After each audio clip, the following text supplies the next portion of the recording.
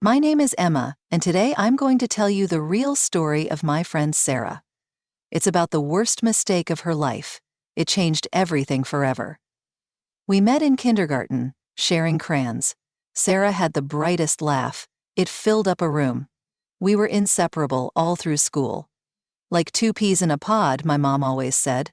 Sarah was smart and funny. She could talk anyone into anything. She was the life of every party, but she also had a stubborn streak. Once she decided something, that was it. Arguing was pointless. We grew up in a small town. Everyone knew everyone. Friday nights meant football games and hanging out. Sarah had an older brother, Liam. He was protective of her. Liam was quieter than Sarah. He liked fixing cars. Everything seemed perfect back then. We were 17, thinking about college. Dreams felt big and close. Life felt simple. Then came that Saturday night. It was Mark Henderson's party. His parents were away. You know how those things go. Music too loud, basement packed. Sarah was having a blast. She loved being the center of attention. I saw her drinking, more than usual. She was laughing loudly. Later, things got messy. Some kids started arguing. Sarah hated drama.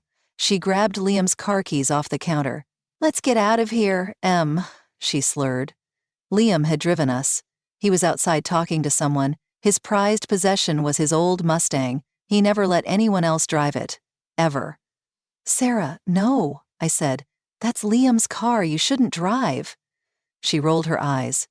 "Relax, Emma. I'm fine. Just a short drive. Need air."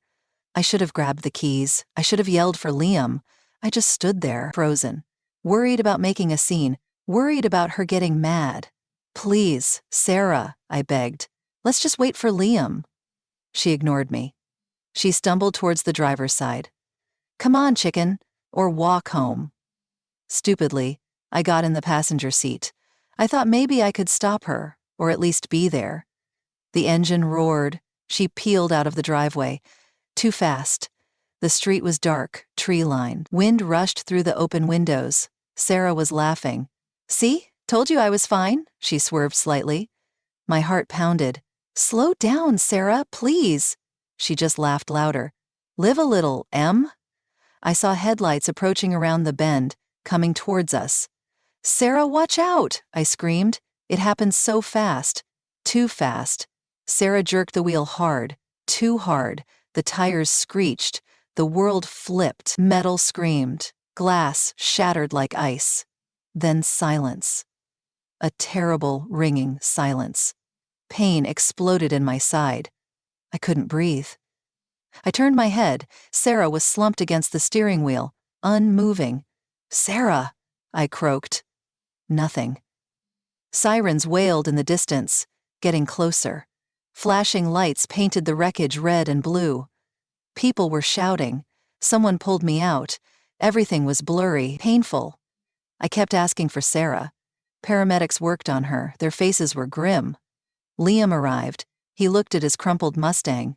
Then he saw Sarah. His face, it shattered. I'll never forget that look. The hospital was bright and cold. My arm was broken. I had bad bruises, cuts. But I was okay. Sarah wasn't. She was in a coma, critical condition. Liam paced the waiting room. His hands shook. His car was totaled, but he didn't care. "Is she gonna wake up?" he kept asking the doctors. They couldn't promise anything. Days crawled by. Sarah's parents were wrecked. Her mom cried constantly. Her dad just stared at the wall. I visited Sarah every day. She looked so small in that bed. Machines beeped around her. Tubes everywhere. I held her hand. I talked to her. I told her about school gossip, about Liam fixing his bike. I begged her to wake up. After 2 weeks, she did. We cried with relief. But relief didn't last. Sarah had a severe brain injury. She couldn't walk. She struggled to speak clearly. Her bright laugh was gone. Her quick wit vanished. Her eyes looked different. Haunted. Slow. The Sarah I knew was changed, broken. The doctor said it was permanent. Rehabilitation would be long, hard, and she'd never fully recover. The guilt crushed her, crushed Liam, crushed all of us. Liam blamed himself for leaving his keys out. He stopped fixing cars. He stopped smiling. Sarah stopped going out. She hated people seeing her. She hated the pity, the whispers. She dropped out of school. Our senior year was shadowed by the accident. The party stopped. The laughter felt forced. Sarah tried physical therapy. It was painful, frustrating. Progress was tiny, slower than slow. She got angry. Really angry. Sometimes she'd scream at her parents, at Liam, at me. She'd throw things, then she'd cry for hours, apologizing over and over. "I'm so sorry, Liam. I'm so sorry, Emma." It was heartbreaking. The legal stuff came next. Police reports, charges. Sarah was charged with DUI and reckless driving. Because of her injuries, she avoided jail, but she got probation. Community service. Her driver's license gone forever. The judge called it a tragic lesson. It felt like a life sentence. Years passed. I went to college nearby. I visited Sarah often. Liam worked odd jobs. He stayed home to help. Sarah learned to walk again. Sort of. With a cane. Her speech improved some.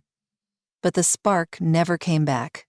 She became quiet, withdrawn. She spent hours staring out the window. The guilt never left her. It hung over her like a heavy cloud. She'd often talk about that moment. Getting the keys. Ignoring me. "Just 2 words, Emma," she'd whisper. Her voice thick with tears. "If only I'd said you're right. If only I'd listened. 2 words. That's all it would have taken. You're right." But she didn't say them. The worst part wasn't just her injuries. It was watching her spirit break, seeing the constant pain in her eyes, the regret etched on her face, knowing Liam carried that heavy burden too. Their family was never the same. The happy chaos of their house was replaced by a heavy silence. Sarah died last year, not directly from the accident. The doctors said it was pneumonia. But I know the truth. She died years ago in that car. The vibrant girl I loved. The rest was just waiting. Waiting for her body to catch up. The weight of her mistake finally crushed her. I visit her grave sometimes. I bring yellow flowers, her favorite color. I talk to the stone. I tell her about my life. I tell her I miss her. The real her. I tell her Liam is doing better. He's working at a garage again, slowly. I think about that night constantly. The screech of tires, the silence after, Liam's shattered face, Sarah's empty eyes. All because of one terrible, stubborn choice. One moment of thinking she was invincible. One refusal to say 2 simple words. "You're right." That was Sarah's worst mistake. Taking those keys, ignoring the warnings. It stole her future, it broke her brother's heart, it dimmed the light in her family. It taught me a brutal lesson about the cost of a single reckless decision. The cost is measured in shattered lives, in endless regret, in a silence where laughter should be, and it lasts forever.